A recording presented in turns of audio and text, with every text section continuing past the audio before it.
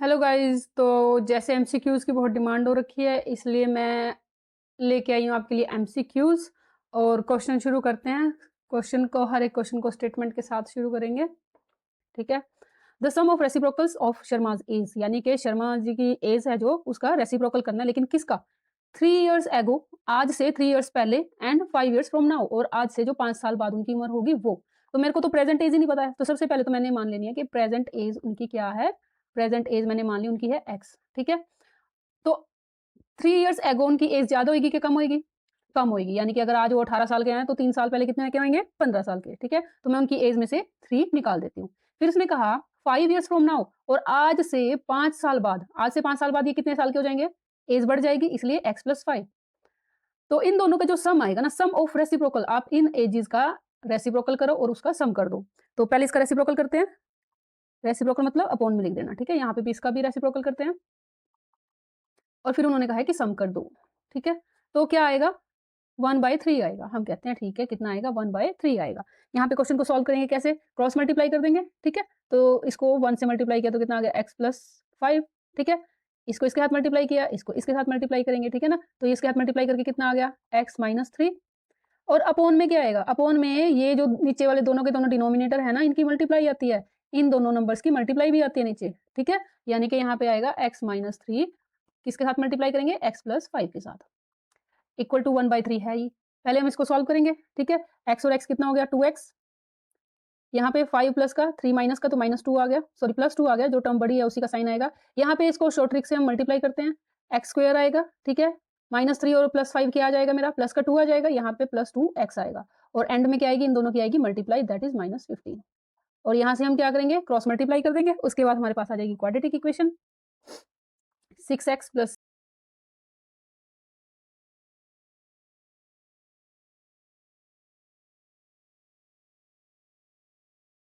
6 is equal to 1 के साथ इसको मल्टीप्लाई करेंगे तो X square plus 2x minus आ गया 15। ठीक है। ये सारी टर्म्स उठा के इक्वल के दूसरी साइड ले जाएंगे तो क्या आ जाएगा मेरे पास? X square plus 2x minus 15। ठीक है। -6x और माइनस का ही 6। ठीक है। माइनस का ही 6। तो यहाँ पे मेरे पास क्वाड्रेटिक इक्वेशन बनी क्या एक्चुअल? ये बनी है एक्स स्क्वायर। ठीक है। x minus 6x is minus का 4x, माइनस का 15 है, माइनस का ही 6 है, तो माइनस का क्या आ जाएगा? 21। अब यहाँ पे फैक्टर बनाने हैं। फैक्टर बनाने होपफुली आपको आते होंगे, फिर भी मल्टीप्लाई करके क्या आए? 21। ठीक है ना। ये हमें पता ही है ना, मल्टीप्लाई करके क्या आएगा? जो मेरा लास्ट नंबर है और जो फर्स्ट नंबर है उन दोनों की मल्टीप्लाई। फर्स्ट में कुछ नहीं है, मैंने 1 लिख दिया, तो 21 आएगा क्या? मल्टीप्लाई करके, और प्लस करके कितना आएगा? माइनस का 4। तो यहाँ पे हम क्या करेंगे? ऐसे फैक्टर देखेंगे जिसको 21 मल्टीप्लाई करके आए, तो 7 3 जा 21, और 7 में से 3 गया 4।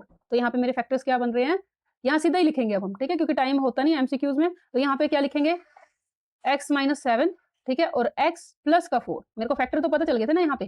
ठीक है। तो x-7 और x प्लस 4, तो इसका मतलब x की वैल्यू +4 से तो नेगेटिव वैल्यू आएगी, इसको तो मैं क्रॉस कर दूंगी, यहाँ से आएगी पॉजिटिव वैल्यू, तो मैं कहूंगी x कितना आ गया? 7 आ गया।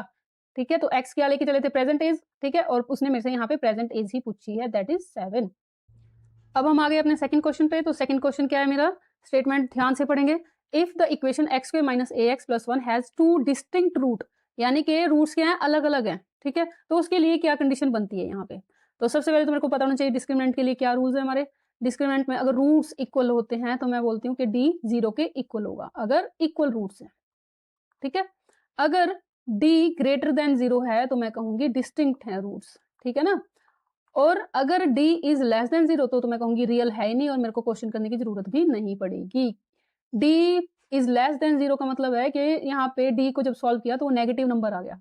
ठीक है। तो यहाँ कहेंगे हम नॉट रियल नंबर। ठीक है। तो ये 3 कंडीशन आपको पता ही होंगी। तो अब अपना क्वेश्चन शुरू करते हैं। यहाँ पे सबसे पहले हम अपना d निकालेंगे। ठीक है। d के लिए क्या फॉर्मूला है मेरा? d किसके इक्वल होता है? b² minus 4ac। उसने कहा डिस्टिंक्ट है रूट्स, तो मैं क्या कहूंगी? This is greater than 0। तो यहाँ पे वैल्यूज पुट करते हैं। यहाँ पे बी ए सी क्या होएगा? मेरे को पता है, एक्स स्क्वायर के कोफिशिएंट को मैं ए बोलूंगी, एक्स के कोफिशिएंट को बी बोलूंगी, और जो लास्ट में बच जाएगा उसको मैं बोलूंगी सी। तो बी स्क्वायर यहाँ पे मैं लिख लेती हूँ एक बार छोटा सा। ए मेरा 1 है, और आप भी एग्जाम में ऐसे ही लिखेंगे, बी है मेरा -a और सी क्या है मेरा 1। तो यहाँ पे वैल्यूज पुट करते हैं।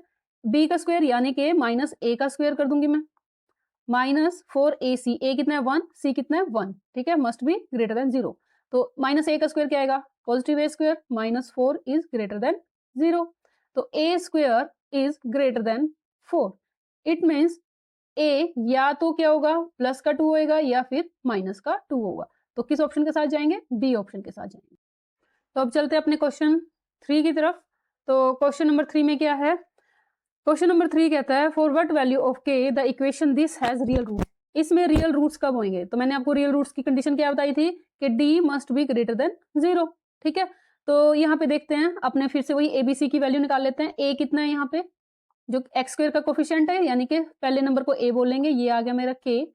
b क्या है मेरा, x के कोफिशिएंट को b बोलेंगे यानी कि -6, और c किसको बोलेंगे, जो बिना x के है यानी कि -2।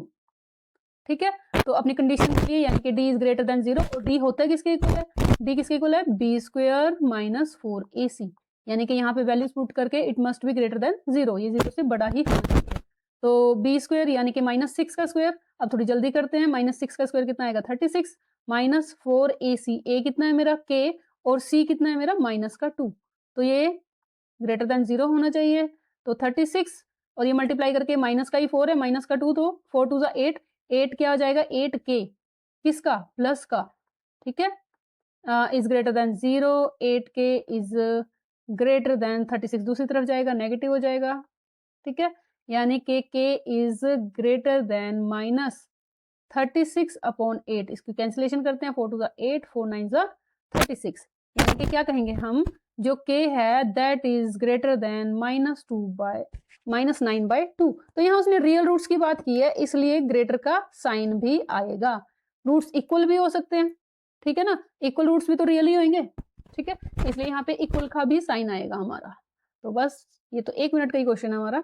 अब करते हैं next question, question number 4। If the equation 9x, same question आ गया। ठीक है, फिर भी मैं अब इसको बहुत ही जल्दी करके दिखाऊंगी आपको कि टाइम वेस्ट भी ना और क्वेश्चन सॉल्व भी हो जाए। ठीक है, बी स्क्वायर यानी कि 6k का स्क्वायर आएगा मेरा। ठीक है, -4ac, a मेरा 9 है और c मेरा कितना है 4। ठीक है, तो ये आ गया मेरा, और उसने क्या कहा, इक्वल रूट्स हैं। इक्वल रूट्स के लिए क्या होता है, इक्वल टू 0 होता है इक्वल रूट्स के लिए। तो ये आ गया मेरा 36k स्क्वायर, और यहाँ पे मल्टीप्लाई करके कितना आ जाएगा, 4 4 16, 16 9 144। ठीक है, इज इक्वल टू 0, 144 दूसरी तरफ गया तो पॉजिटिव हो गया, और 36 क्योंकि मल्टीप्लाई में दूसरी तरफ जाके क्या हो जाएगा, डिवाइड। तो यहाँ पे इसको इसके साथ कैंसिल करते हैं, 4 पे पूरा पूरा कैंसिल हो गया हमारा, यानी कि k स्क्वायर किसके इक्वल आएगा, 2 स्क्वायर के। ठीक है, यानी कि पॉजिटिव और नेगेटिव 2 के इक्वल आएगा। तो मेरा डी ऑप्शन इसका आंसर सही आएगा। नेक्स्ट क्वेश्चन करते हैं, the denominator of a fraction is 1 more than twice the numerator, if the sum of the fraction and its reciprocal is this, find then fraction. Okay, क्या कहा, the denominator of a fraction is 1 more than twice the numerator, यानी कि एक numerator सबसे पहले तो, ठीक है, क्या न्यूमरेटर है मेरे पास और डिनोमिनेटर है। कंडीशन क्या दी है उसने, जो डिनोमिनेटर है that is 1 more than twice the numerator, numerator से के ट्वाइस से एक ज्यादा है। ठीक है, तो if the sum of the fraction its reciprocal is this. तो सबसे पहले आपको यहाँ से तो बिल्कुल समझ नहीं आया होगा, मैं बताती हूँ आपको। मैं यहाँ पे मान लेती हूँ जो मेरा न्यूमरेटर है दैट इज एक्स। ठीक है, तो डिनोमिनेटर क्या हो जाएगा, डिनोमिनेटर ऑफ फ्रैक्शन इज 1 मोर, एक ज्यादा है सबसे पहले, देन ट्वाइस द न्यूमरेटर, जो न्यूमरेटर है उसके ट्वाइस से एक ज्यादा है। क्या ज्यादा है, डिनोमिनेटर। ठीक है, कहता है जब हम इसका, ठीक है, if the sum of the fraction and its reciprocal, जो ये फ्रैक्शन आया है ये प्लस इसका क्या रेसिप्रोकल करते हैं तो आंसर ये आता है। ठीक है, मैं कर देती हूँ दोनों नंबर को प्लस, 2x + 1, और अब इसका रेसिप्रोकल इसके साथ ऐड कर देते हैं, रेसिप्रोकल यानी कि ये टर्म पलट जानी है, रिवर्स हो जाएगा इसका। ठीक है, अच्छा, तो आंसर क्या आता है, ये आता है आंसर। इसको सॉल्व करके लिखते हैं, 21 2 42, 42 + 16 58/21। ठीक है, यहाँ पे हम क्रॉस मल्टीप्लाई करेंगे और अपना आंसर लेके आएंगे। तो ये क्रॉस मल्टीप्लाई करके कितना आ गया मेरा x स्क्वायर, इन दोनों को मल्टीप्लाई करेंगे इसका स्क्वायर हो जाएगा। ठीक है, 2x + 1 का होल स्क्वायर हो गया, और जैसे कि मैं हर बार बताती हूँ, जो ये नीचे वाली टर्म्स है मेरी, है ना, इनको क्या करेंगे, आपस में मल्टीप्लाई कर देंगे। तो ये आ गया मेरा x, 2x + 1। ठीक है, और यहाँ पे क्या है 58/21।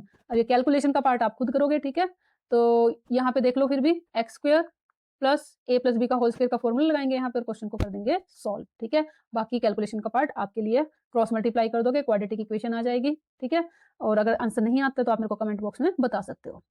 The values of k for which the equation this has real and equal roots, क्या कहा उसने, k की वैल्यू निकालो। सेम क्वेश्चन आ गया, बार बार रिपीट हो रहे हैं, तो यहाँ उसके रियल और इक्वल रूट्स के लिए कहा है, तो कंडीशन क्या रखेंगे यहाँ पे, d is greater than equal to 0।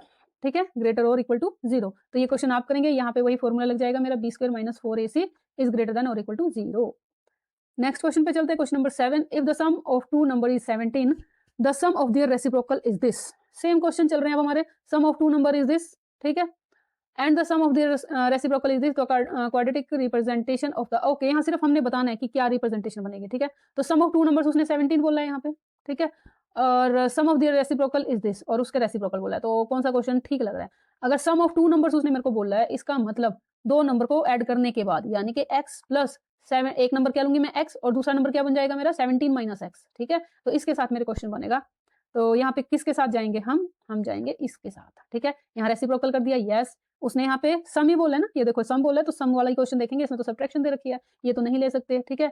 यहाँ पे उसने x और x प्लस 17 लिया है, तो क्या इन दोनों को ऐड करके 17 आएगा, बिल्कुल भी नहीं आएगा, ठीक है। इसका सम 17 नहीं बनता, अगर आप x प्लस 17 प्लस x करते हो, ठीक है, तो क्या आ जाएगा, ये तो 2x प्लस 17 आ जाएगा, तो ये बिल्कुल गलत है, यानी कि हमारे दो पार्ट यही बनते हैं, ठीक है।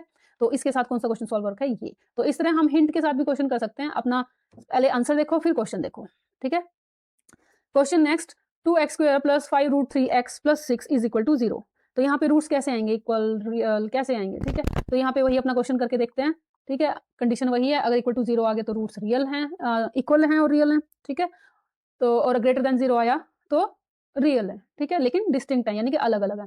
तो यहाँ पे डी निकालते हैं सबसे पहले, तो डी क्या आ गया मेरा, बी स्क्वायर यानी कि 5 अंडर रूट 3 का स्क्वायर माइनस 4ac यानी कि 4a मेरा 2 है और c मेरा 6 है। तो यहाँ मैंने सॉल्व किया, 5 का स्क्वायर कितना है 25, अंडर रूट 3 का स्क्वायर आया 3, माइनस 4 टू 8, 8 6 48, यानी कि 75 माइनस 48 आएगा क्या, एक पॉजिटिव नंबर ही आएगा ना, ठीक है, यानी कि ग्रेटर देन 0 ही आएगा ना। तो मैं क्या कहूंगी, रूट्स रियल हैं लेकिन डिस्टिंक्ट हैं, ठीक है।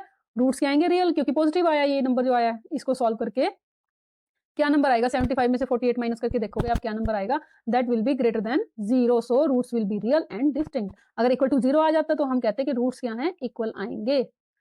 The value of k for which the quadratic equation this has real and equal roots. तो यहाँ पे क्या कहा उसने, the value of k for which the quadratic, इसके रूट्स रियल भी हों और इक्वल भी हों। इक्वल के लिए कंडीशन 0 0 वाली है, यानी कि d क्या होगा, 0 होगा, ठीक है। तो यहाँ पे आप b स्क्वायर माइनस 4ac को 0 के इक्वल रखोगे, ठीक है।